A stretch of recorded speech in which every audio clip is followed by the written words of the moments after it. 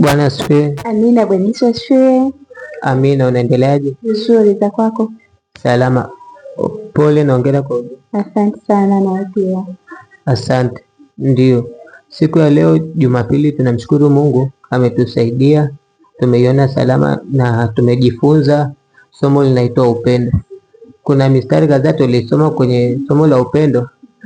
Somo kubwa tuliosoma ya mstari ilikuwa ni Yohana 3:16 mpaka 17.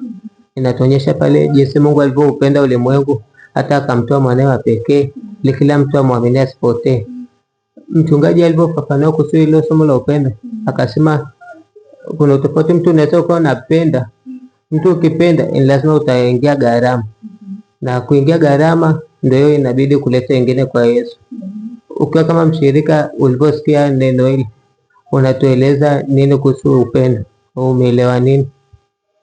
Asante sana. Kiukweli upendo unahitaji gharama, kama tunavyojifunza.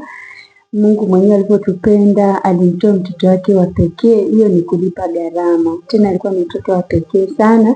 Kwa hiyo hata sisi tunaposema tunawapenda watu inahitaji gharama, na gharama yenyewe kubwa, ili iwe gharama hasa, ni kumpenda mtu ambaye wakati mwingine hafai, yaani ungempuuza, lakini yule ndio Mungu anataka umpende, kwa sababu sisi Mungu alitupenda tukiwa wachafu, tuna dhambi, tuna aina ya matakataka yote, lakini akatupenda na kutujali, akahakikisha kwamba anamtoa mwanae wa pekee. Kwa hiyo kama mimi niliyookoka ama na Mkristo yoyote, unaposema umeokoka, unampenda Yesu, unatakiwa kuishi maisha yanayomfanania. Upendo ni kitu cha kwanza, yaani unatakiwa udhihirike pale ambapo mambo hayako sawa.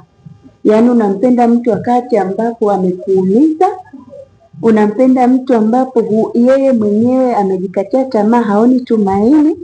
Yaani huo ndio upendo ambao Mungu anautaka. Tunatakiwa, tuna deni kubwa sana la kuishi huu upendo. Sawa, asante, umejibu vyema. Nilikuwa na swali. Mfano, kama labda jirani au mtaa unaoishi, kuna mtu umekwazana naye, anakusema vibaya, lakini bado unaweza ukaendelea kumpenda? Kabisa. Yaani umeniuliza swali ambalo ni current. Mimi nina mtu ambaye kuna namna hatukuwa tumeelewana, lakini mimi kwa kuwa nilishajiambia mimi nimeokoka, mtu anaweza akanitendea chochote anachonitendea, ninachoangalia mimi nimemkosea wapi au ninaweza kufanya nini. Ni kama wiki mbili hivi, lakini leo nimetoka nyumbani hivi, nimemsaidia mtu ambaye alikuwa yuko tayari kujitoa uhai. Kwa hiyo ningechukulia kwamba aliniambia hivi, aliniambia 1 2 3, ningemtenga leo, nisingeenda, huenda tungeshuhudia kitu kingine, lakini mimi sijali, kwa sababu mimi niliyookoka, Mungu anatakiwa kunipa neema ya kujua huyu mtu anayegombana na mimi hayuko sawa. Kwani ukiwa sawa utagombana tu na mtu? Hapana. Kwa hiyo mtu anapokuja anagombana na wewe hayuko sawa, mkianza kugombana wote na mkachukuliana wote na hasira, basi wote mnakuwa hamko sawa. Mungu alivyotupenda aliangalia yeye anaweza akafanya nini. Kwa hiyo tunatakiwa, hakuna sababu ya kuepuka hichi kitu, haijalishi amekufanyia nini, lakini kwa kuwa unamkiri Mungu kwamba Yesu ni Bwana na Mwokozi wa maisha yetu, hatutakiwi kuwachukia. Tena kuna sehemu ambako Petro aliuliza kwamba ndugu yake akimkosa mara ngapi amsamehe, akaambiwa 7 mara 70. Kwa hiyo anayehangaika kusamehe ni yule aliyekosewa. Sisi tuliookoka tuna kila sababu, kila itwapo leo, ya kutafuta msamaha na kutafuta amani na watu wote, tena kwa bidii. Yes. Amina. Ndio swali la mwisho. Unasaidiaje wanajamii ambao wanateseka? Unakuta mwingine ameingia, anawaza namna gani atamsamehe mtu au atampendaje mtu. Wewe kama mtumishi wa Mungu leo umejifunza, unashaurije jamii iliyoko mtaani kwako? Mungu ni kila kitu. Biblia inasema mjue sana Mungu ili uwe na amani.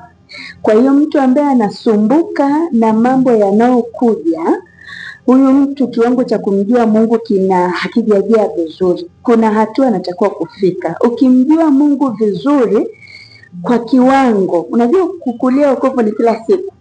Kwa hiyo mtu sijihesabie kwamba umefika, kwamba kama aliweza kusamehe na nini. Kuna watu wanajihesabia kufika, yani kana kwamba wameshafanya sana. Hapana, kadri unapozidi kuishi unatakiwa kukulia wokovu na kujitahidi sana kumpenda Mungu na kumjua sana, ili uweze kuachilia watu. Utaanza kuona mtu kwamba huyu jirani yangu ama huyu mtu anayenikosea hajui alitendalo.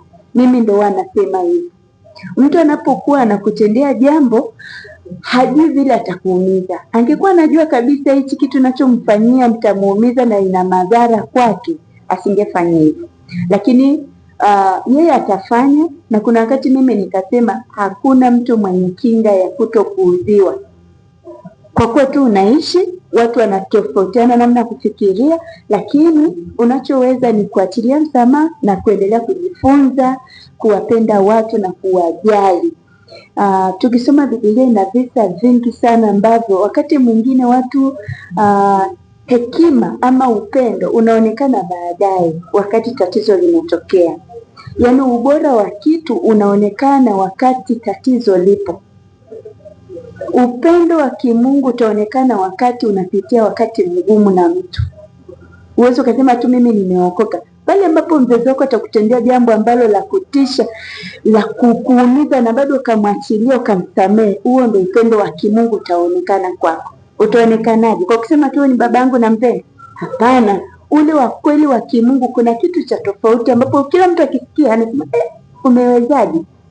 Umewezaje? Ndio pale Mungu anatukuzwa kwamba umeenda zaidi ya ile watu walivyokusudia. Watu wengi wamekuwa na maumivu kwa sababu wanafikiri wanatakiwa kuomba msamaha.